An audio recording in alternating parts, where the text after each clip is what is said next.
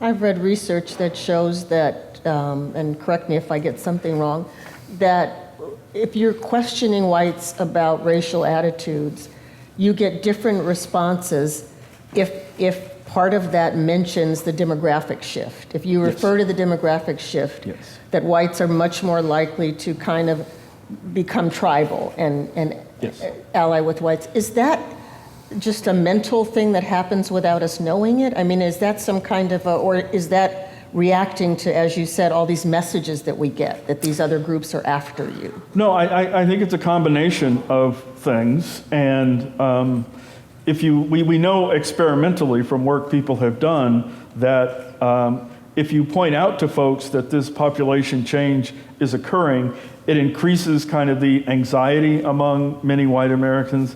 It increases the concern that they may be at risk of losing ground to minorities, and it does indeed increase the likelihood they're favorable toward Republican or more right-wing candidates. And so it's kind of a combination of things, right? There are some underlying tendencies, and there are communicative acts or messages from politicians, rhetoric that tries to activate that, to pull people in a particular direction.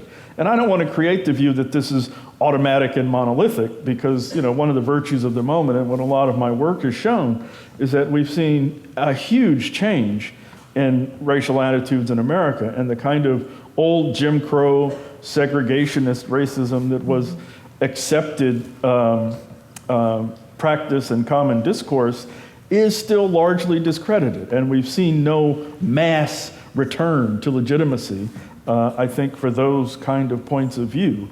But if you're a careful student of history, and this is what concerns me most about the present, you know that things don't always stay the same.